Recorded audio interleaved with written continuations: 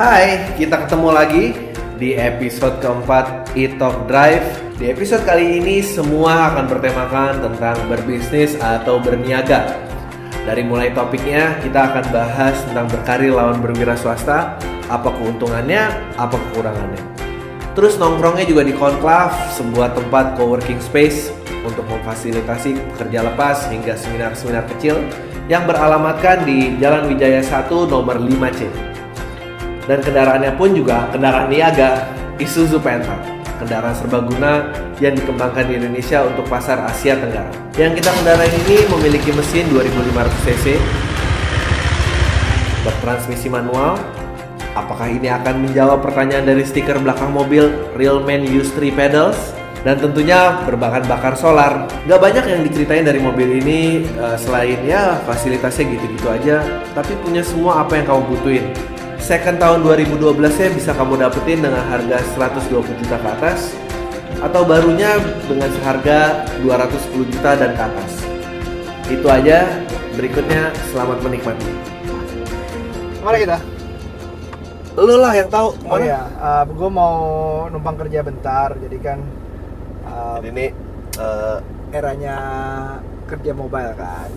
Jadi ini episode yang agak beda ya. kenapa bedanya? Oh karena nggak di coffee shop.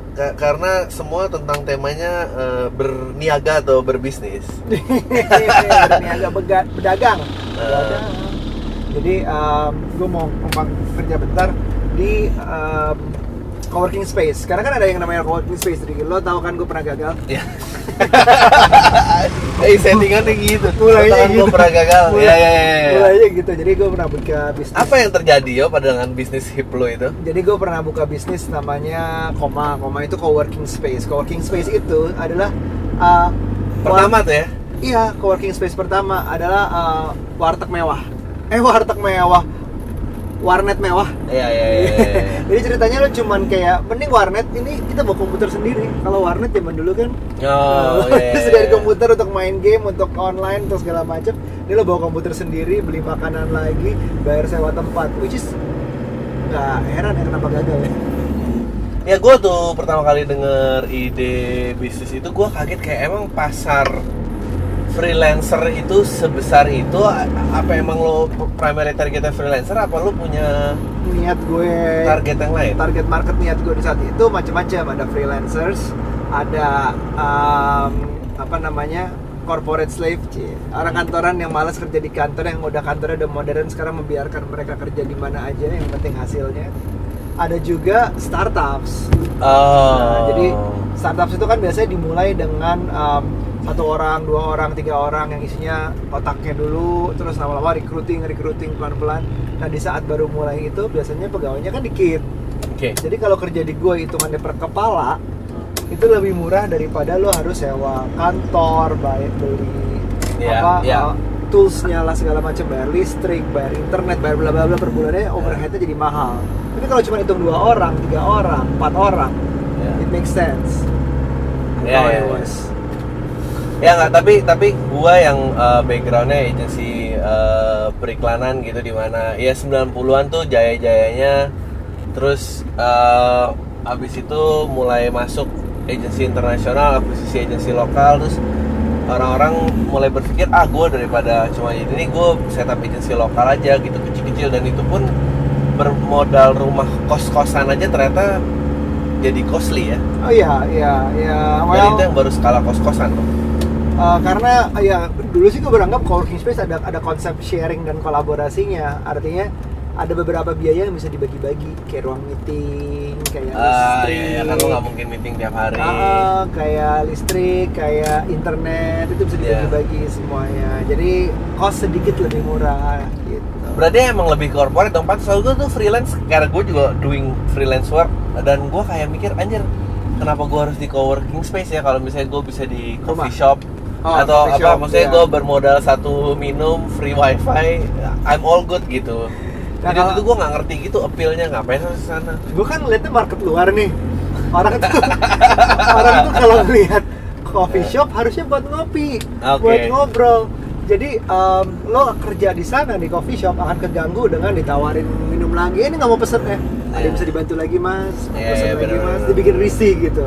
Terus atau enggak ada beberapa coffee shop di luar tuh yang nggak menyediakan wifi, talk to each other, gitu-gitu loh, udah yang mulai kayak gitu, idealis. idealis di luar. Sedangkan di sini Ya, malah lo cuma ini. minum di Sevel juga banyak minum Ya, minum ya, aqua, bener minum sih. apa untuk seharian. Yang penting ada wifi sama colok.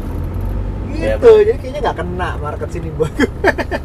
Nih, tapi lu tuh emang selalu berwira swasta ya? Lu pernah kerja sama orang gak sih?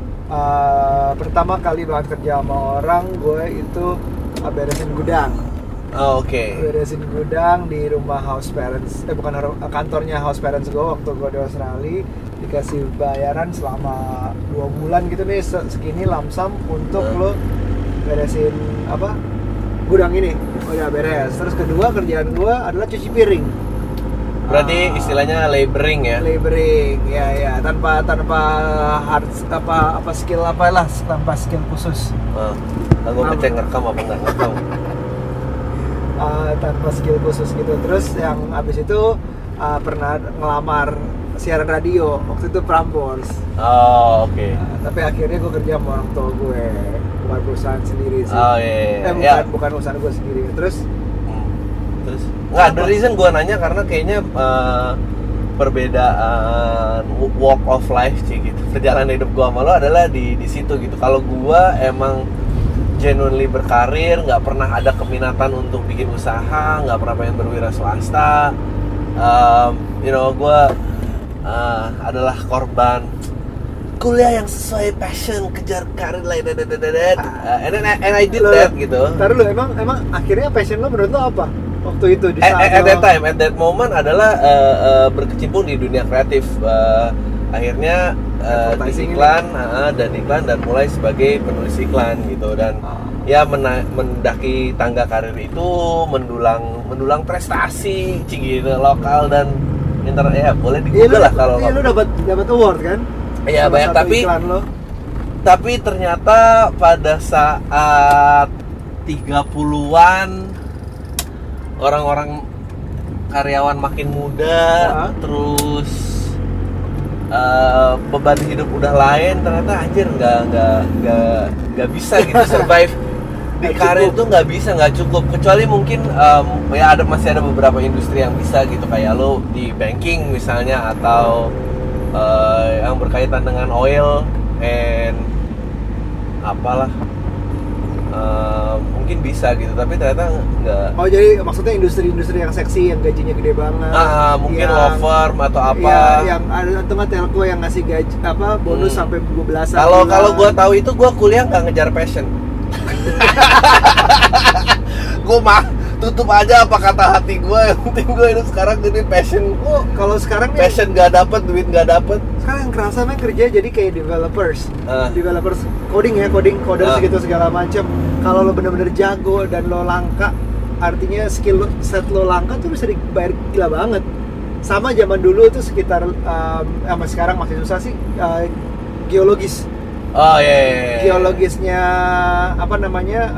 perusahaan minyak. Untuk yang benar-benar ahli, akhirnya nemu tempat, tahu cara nemu drilling point-nya, itu juga bayarnya juga gila banget. I think ya kadang-kadang kenapa ini harus diangkat, karena orang-orang tuh kayak udah kejebak karena segitu banyaknya influence kreatif, jadi seolah nggak memandang pekerjaan yang menurut gue emang membutuhkan ilmu pasti gitu. Menurut gue kalau lo di bidang-bidang itu berkarir lah, nggak apa-apa gitu. Tapi kalau kalau lo di bidang-bidang yang maksud gue kalau misalnya sekolahnya dari awal gitu, kayak kalau dari awal lo udah ngedrill diri lo untuk coding gitu, terus atau lo dokter umum, jadilah dokter spesialis, dokter plastik, udah mahal banget. Tompi aja, ya kan? Mobilnya juga kan. Ya jadi emang kalau kebanyakan kayak contoh kayak lo bilang banking tuh it's about to change the industry katanya. Artinya semakin berkurang branches. Artinya semakin berkurang staff juga. Dia mau segalanya tuh kayak online banking. Kalau nggak salah beberapa bank tuh udah commit by 2025 will be branchless, those things like that. Will be branchless? Anjir deh. Iya, ada bank internasional yang begitu 2025 atau 2030 gitu. That is sick. branchless. Branchless tuh. Di UK udah ada first online bank. Completely built up from nothing, tanpa teller, tanpa branch. Gue lagi mikir kalau mau nyetor gimana? Enggak ada mesin setoran ya? Enggak ada mesin setoran juga. Ada mesin setoran. All gitu lah. Jadi lu bayangin kalau sekarang masih apa? Mikir kerja, berkarir, yang sekolahnya masih kerjaan yang hits di 20 tahun ke belakang. Ya ini jadi di ya ini mungkin salah satu episode di mana gue nggak akan berdebat lo sih. Kayaknya gue akan banyak yang setujunya karena emang ya udah berbeda satu ya, berarti harus berbeda satu. Menurut lo dulu kan mungkin apa ya, mungkin lo psikotes yang udah usang juga kali ya, kayak psikotes yang pakai. Ada orang-orang yang tipenya kerja sama orang, ada orang-orang yang tipenya kayaknya itu nggak bisa jadi patokan ya. Nggak bisa. Karena gue pun juga akhirnya nggak gue harus lompat keluar comfort zone gue gitu, keluar comfort zone gue di mana. Lalu sekarang gimana? Lalu sekarang advertising, iya. Masih, tapi itu udah mulai cuma kontrak basis. Stand up lo gimana? Stand up adalah salah satu bentuk wira swastaan, tapi masih kecil lah. Belum. Gua mau masih freelance. Meskipun ada show nanti, gitu di PPH Usmar Ismail tanggal. Semoga sih tanggal 28 Januari, tiket on sale di shout.id show tunggal ya? Slash lo pikir lo keren. Tanggal 19 Januari, show tunggal. Apa gimana? Lo pikir lo keren. Nanti gue tulis di.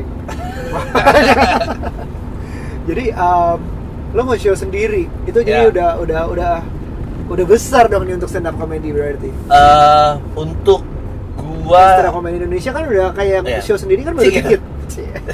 Untuk stand up comedy oke. Baru dikit show sendiri kan? Haji, Ernest, siapa lagi tuh? Udah banyak lah, Radit, Rian, Soleh, banyak lah.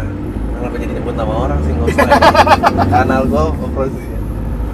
Oke, balik ke tapi in terms of kepuasan itu kayaknya sih nothing beats it. Tapi ini ngomongin dapur nih.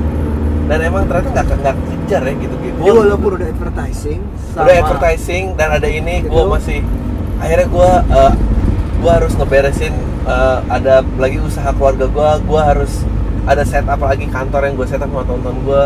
Oh wow. Jadi banyak banget dan gue udah mulai kayak apa tuh? Nggak ngerti.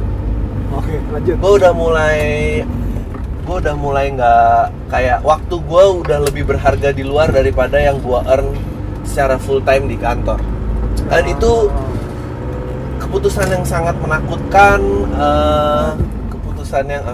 Iya nggak apa-apa. Tapi lu masih ragu untuk melepas yang kantor karena masih security reasons.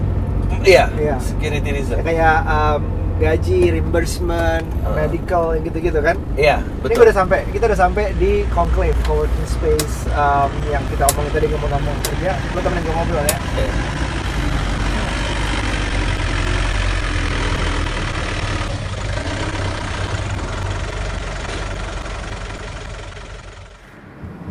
Dri, ya kan? Tadi lu ngomongin apa? Surviving. Ya, gue nggak berani ngelepas kerjaan 9 to 5-nya karena ya security reason lah. Ya ada apa namanya, kalau ada elemen gaji, medical, reimbursement, segala macam itu kan kalau lo masih kantoran kan aman, security. Tapi gini, contohnya kita sekarang di Conclave nih, working space yang dulu saingan, sekarang bukan karena kita udah tutup. Kenapa sih standarnya diri lo sendiri? Iya, jadi ya ini kan cukup salah satu yang survive, jadi kalau yang gue pelajarin sama partner gue waktu di Koma kemarin, working space tuh harus kayak punya other side of business, entah itu bisnis utamanya di atas co-working space-nya secara komersial atau sampingan di bawahnya, bisa F&B, bisa jualan baju, bisa apalah, barbershop bikin gitu. Cuman maksudnya kalau ini contohnya dia ada venture capitalnya, ada yang dananya, penculik dananya untuk secara kedepannya mungkin bisa barteran sama startup yang masuk. Gue tanam saham di lo deh, tapi barterannya bukan duit, barterannya adalah tempat kerja. Nah ini di value berapa? Ada yang kayak gitu. Jadi karena emang startup tuh bahkan contohnya coworking space nggak bisa dari satu sumber penghasilan kayak kita atau lo nggak bisa dari kantor dari kantor doang, gaji dari kantor doang, jadi lo bisa kayak dari stand up lo, terus dari iTalk Drive, terus gitu-gitu. Jadi ya gitulah. Asli gue harus banyak ngobrol sih sama yang startup apa gitu-gitu. Gue tuh Woi. Pas banget tuh. Nih gue mau mampir doang, gue mau balikin game. Oh iya. ini either selesai either kayak setting lagi sibuk apa nih semua ternyata di online masih gitu juga. Jadi gue ingat ketemu lu berdua itu pertama kali di show lo di Hard Rock FM. Hard Rock dulu ya? Bukan, di Hard Rock pertama kali. Gue sama Doni. Enggak, lu gantian. Lu enggak ada dia.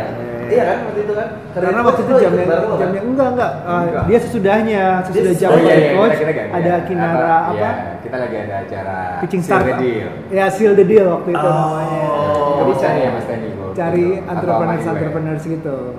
Oh, itu kayaknya bukan zaman gue siaran. Itu zaman lu siaran. Gue di mana ya? Jadi Enggak tahu. Pokoknya kita berdua bareng pernah nonton show lo. Jadi kita tuh fans lo, Dri. Enggak. Terus kan di kafe yang udah tutup juga itu. Kafe jadi bengkel motor itu ya, jadi showroom motor. Gue tuh punya bad omen setiap yang gue sentuh tuh tutup. Koma tutup. Ternyata berarti ini. Jadi semua coffee shop yang pernah datangi Andri untuk iTalk Drive itu close. Enggak, gimana? Tapi Doni cocok banget. Doni ada di sini, pas banget bisa jelasin. Ngomongin Final Fantasy. Final Fantasy. Ini gue belum main lagi. Ini udah lama banget, 14. Doni ini adalah venture capital untuk social impact kebanyakan. Which is social impact itu artinya dengan environment, dengan bersama menolong orang juga. Bisnis tetap bisnis, tapi yang ada lo ngapain impact sosialnya? Kita yang invest dalam artian invest ke bisnis itu. Anjir kan? Anjir kan berarti. Ya, jelaskan secara singkat yang lo. Jadi monggo jelaskan. Gimana coba aliran? Jadi, venture capital itu sebenarnya banyak banget bisnis-bisnis yang baru jalan itu disupport sama investor, baik namanya angel investor biasanya personal atau venture capital yang bentuknya institusi kayak kita. Ya, kita nginvest pada saat bisnis itu masih kecil, terus digedein, ya terus ngambil untungnya nanti pada saat bisnis itu gede. Simpel. Tapi lo bergeraknya ke yang punya kepentingan sosial. Yes, bisnis kita yang ada some kind of social impact-nya. Jadi masuk ke agriculture, environment, education, health. Ada yang ngurus sampah, lebih milenial daripada yang milenial kan value-nya. Ada bebannya lebih banyak daripada itu usaha gue supaya tetap kepala dua. Nggak, tapi maksud gue dari pribadi, misalnya dulu kuliah, kerja, terus lu bisa seek opportunity ini tuh gara-gara mungkin awalnya karena karir gue tuh tadinya di banking, jadi gue kuliah nggak ada hubungannya sama banking sama sekali. Tadi kita baru ngomongin di mobil bahwa banking akan branchless, akan semakin berkurang staff kantor. Itu seru. Itu seru kan? Jadi Dondi udah visioner, udah pull out di saat. Enggak juga sih, karena keburu gatel. Oke. Pengen mulai. Asik, kopi dulu kopi. Thank you. Wah hebat nih, gue baru datang langsung. Kok kita keren banget ya? Keren banget. Gue udah ordernya online tadi. Sebelum datang gue udah order dulu. Terima kasih. Berapa tadi? Sama lagi ada lagi masih. Sip. Terima kasih. Nah, terus abis itu stuck di banking. Gue stuck di banking lumayan lama lah, nggak usah disebutin angkanya. Kalau disebutin ini udah merit ya? Berapa tahunnya? Ini biar orang-orang ngerti nih bahwa sesudah merit pun masih mungkin mengambil resiko. Masih banget. Udah merit ya? Gue udah merit.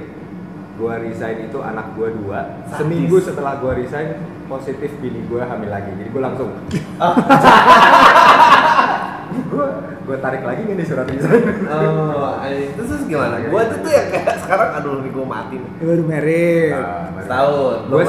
Gue sih akhirnya pedenya karena apa? Karena bisnis bini gue udah jalan.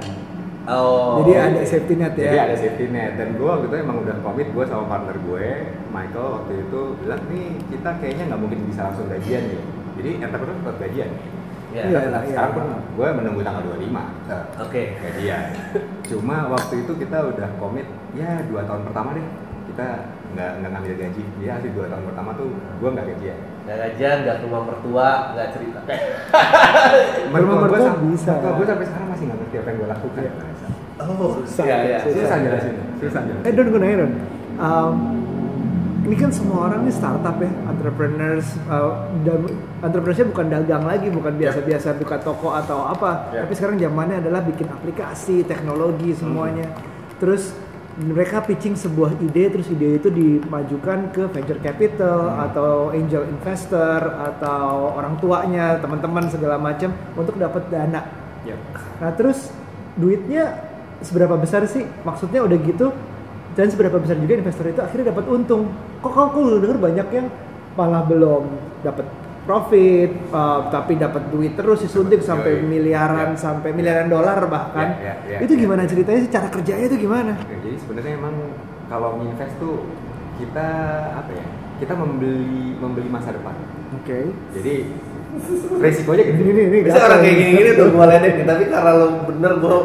Resikonya gede, resikonya gede karena ya orang bilang dari 10 yang kita invest mungkin 8 mati. 20% memang berhasil.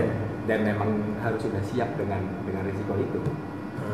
Cuman karena yang 8 mati itu semoga insya Allah bisa dikompensate sama 2 yang berhasil. Ya udah, it's worth the risk untuk invest. Lo kita waktu PDKT dulu gitu kan? Kita deketin 10 cewek, mungkin 8 gagal, mungkin 2 berhasil, 2 dikawinin gitu. Jadi lo tembaknya? Enggak, gue selalu ngedeketin yang kira-kira bakal nerima gue aja. Konvensional berarti nih, konvensional. Gue nggak ada tuh yang usahanya berlebih, ada kemungkinan nggak ada yang. Zaman sekarang kita deketin zaman sekarang kan pada deketin ini banyak dulu sebelum kawin ya nggak? Iya. Mungkin karena teknologi udah gampang. Kalau dulu kayak lo belum pakai Tinder. Enggak, iya sekarang teknologi tinggal psychological tormentnya gede. Tiap ditolak tuh 3 hari mendem nggak keluar. Iya, jadi 20% ya, 20% kira-kira. Ya, teorinya selalu bilang gitu. Jadi profit. Nah, tapi lo bisa ngeliat ini profitable, it's a way to go tuh gimana? Jadi kan kita beli potensial. Makanya gue bilang tadi beli masa depan sounds klise, tapi emang kita beli potensialnya. Jadi walaupun sekarang mungkin masih belum apa-apa, bisnisnya masih kecil atau apa masih kayaknya rugi, cuman kita ada harapan lah bahwa one day it will turn profitable dan akhirnya kalau kita kan jadi kayak beli kepemilikan di bisnis itu. Suatu saat udah gede kita jual lagi. Venture yang lo kucurin duit tuh lu ngeliatnya gimana yang potensial dan yang potensial yang pasti bisnisnya kita ngerti dan menurut kita memang growth-nya ada di bisnis itu. Dan yang lebih penting sebenarnya sih orangnya. Kita tahu orangnya bisa execute apa enggak. Karena kalau cuma sekedar bisa bikin plan dan bisa bikin presentasi banyak yang jago lah. Jadi berharap dari yang 20% itu nutup ruginya bisa yang 80%. Ruginya yang apa? Jadi 20 ini kembalinya benar-benar bisa. Nah, kalau beli 10 kali lipat, 20 kali lipat gitu. Nah, lo sendiri berarti kan lo kerjanya apa? Kayak day to day gitu ngapain gitu? Jelas emang. Di mana? Oke, di mana? Ada kantor nggak? Ada kantor. Iya, main game kayak. Ada kantor nggak? Kantor ada. Tapi sering di kantor itu apa pindah-pindah? Sering mobile. Gitu? Sering mobile. Jadi kadang-kadang meeting di kantor. Kalau meeting internal pasti di kantor. Kadang-kadang kalau ada yang mau ketemu, mau pitch, kita undang ke kantor. Tapi sering juga kita keluar ketemu sesama calon investor, ketemu yang mau kita invest, kadang-kadang kita ketemu di luar juga. Atau kadang-kadang kita memang datang ke lapangan untuk melihat usahanya, produknya. Yang bilang mau waktu pengelolaan sampah gitu. Itu yang pasti gue datangin ke tempatnya. Bener nggak sih tempatnya ada, lu bisa ngerti cara ngelola sampah. Keren deh semua. Jadi kayak justru di kantornya kalau punya kantor tuh semakin sedikit waktunya karena kita kayak sama itu gue juga mulai ngerasain. Kerjanya tuh di misalnya lo kayak kantor lo di satu gedung bawahnya mall, lo abis meeting makan siang di situ semua di mall terus jadinya di coffee shop A ke B pindah meeting segala macam. Gue sih rasanya makanya dulu kenapa sebenarnya Doni ini partner gue dulu di coworking space. Jadi kita ngerasa bahwa karena itu orang bisa nih pakai coworking space kayak sekarang. 8 yang gugur lah ya Koma tuh ya. Bagus. Jadi kayak gugur aja atau masih ada harus keluar dulu. Kita bisa ngobrol gini sambil sambil gue perlu ngeprint sesuatu kan. Contoh kalau kita bagi-bagi kantor itu kan juga bisa bagi resources seperti printer, scanner gitu. Nah, gue udah pernah review kemarin HP DSjet GD5820. Jadi dia bisa ngeprint cuman dari apps, bisa dari email. Jadi lu email ke suatu email itu, terus bisa, kayak canggih banget deh, canggih banget. Jadi lu nggak usah zaman dulu kabel. Maksudnya kabel dan lu nggak ini bisa dari mobile ngeprintnya. Jadi dari apps doang, dari apps. Jadi email lo yang mana ngeprint, nanti keluar di printernya. Ya lo harus ambil. Usaha-usaha yang perlu diambil sekretaris kantik itu udah nggak ada lagi. Istri-istri nggak perlu khawatir. Jadi kalau suami berwira swasta nggak apa-apa. Atau justru khawatir. Kan istri udah tahu. Itu kan printernya udah canggih, terus masih apa? Ada sekretaris buat apa? Jadi bisa ketembak sebetulnya. Bisa ketembak. Keren juga ya, nggak ada ini. Ya gitu, jadi banyak banget. Norak-norak gini gue liat printer gak ada kabelnya dia seneng banget. Gue pernah tuh, gue lagi pas kebetulan gue lagi nginep di tempat teman gue di luar. Sebenarnya gue bisnis trip, nah ini nih, entrepreneur bisnis trip tapi nginep di rumah teman kan. Karena budgetnya tipis. Oh iya, terus. Gue lagi nginep di rumah dia, terus gue bilang waktu itu, men gue perlu banget ngeprint, terus gue perlu bawa lagi. Kira-kira gue ngeprint di mana? Yaudah lo email aja ke email gue. Jadi ada sebuah email, ada sebuah email, gue email ke situ, langsung keluar ke printer HP-nya. Gue nggak pernah mikir gitu sih cara ngeprintnya. Gue cuma mikir ke email gue. Tapi bisa dikasih ke orang yang situ ya. Terus bisa didagangin loh. Bisa didagangin sebenarnya. Terus dia tempel di luar. Anda mau ngeprint? Waduh, email ke sini, ambil di sini. Gue juga masih ngeprint setlist gue sih. Jadi lagi promo tanggal tuh. Oh iya, by the way dia mau show. Harus datang. Ya, tapi balik lagi, oke lah, spek bisnis berwira swasta kan, lu ngeliat celahnya. Kenapa menurut lu waktu itu bentuk usaha yang wira swasta yang lu ambil ini make sense buat? Kenapa lu nggak istilahnya dagang pulsa? Kenapa lu ambil yang ini? Ya nggak, maksudnya kan pertimbangannya apa gitu?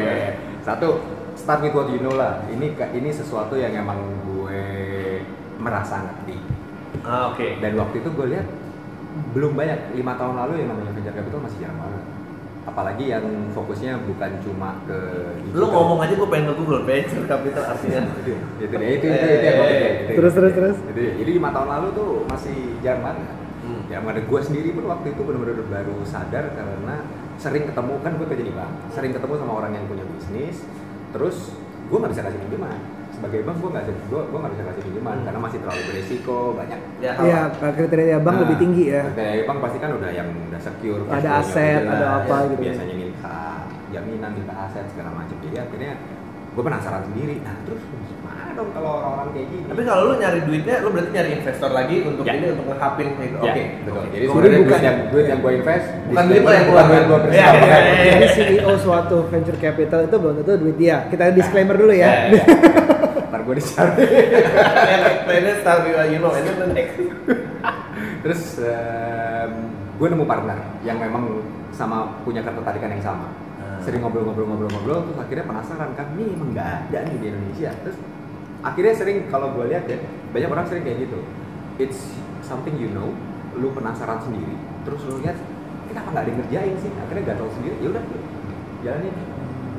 So ya, how is it so far? Udah berapa tahun sekarang jadinya? 5 tahun. 5 tahun. Dari beberapa investment kita yang mati udah ada. Nah, gue bilang tadi kan. Nah, yang masih ada, boleh lah ya. Janganlah. Jangan. Oke, yang masih ada tapi yang masih ada sangat berkembang dan ya ini makanya gue bilang tadi. Jadi penonton ini bisa nyangka ini aktor bayaran, ada skripnya. Nama perusahaan nggak disebut, klien nggak ada. sebut saja bunga. Alah, aku juga udah canggih, cari nama Doni juga udah dapet.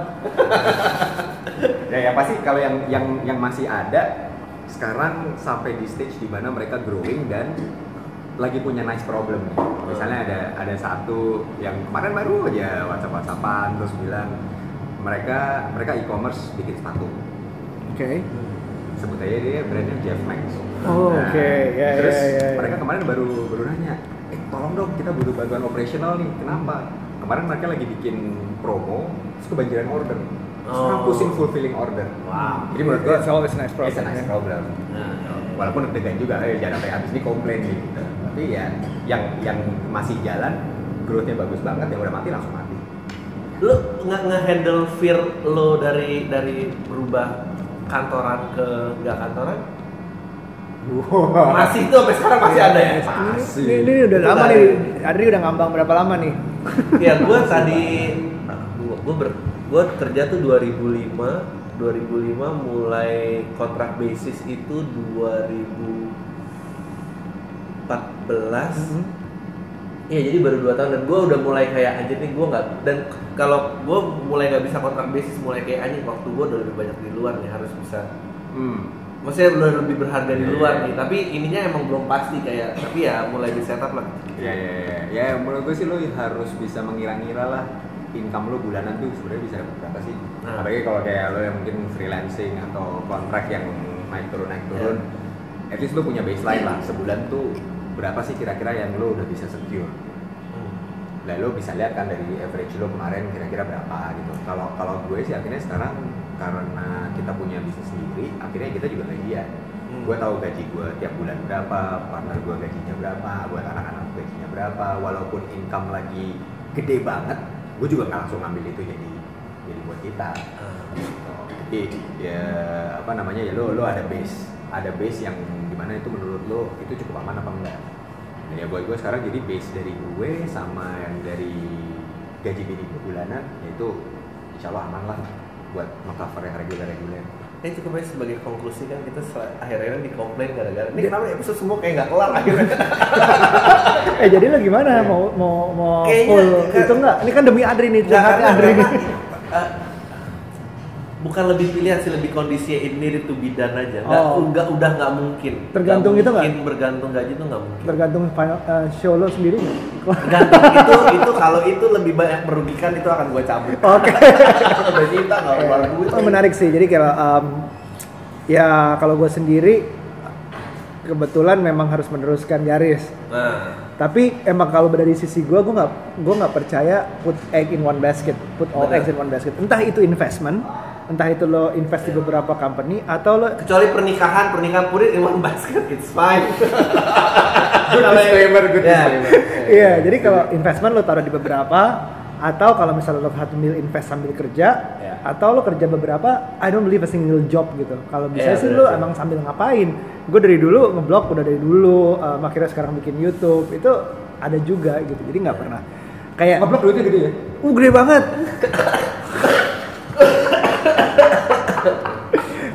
Sampai kayak prinsipnya sama-sama venture capital sebenarnya, bahwa you don't put your investment in one basket, in one investee namanya. In one investee gitu. Konklusinya gitu ya? Enggak? Iya benar. Udah jauh terkopi. Lo pakai bikin tulisan di sini biar nanti ada jelas. Iya. Summary. Gue lagi marah-marah ini emang. Gue nggak tahan netizen banyak mau. Mereka pikir tentang mereka apa? Oke, cut dulu. Habis ya? Cut dulu. Habis. Conclave, take one, dan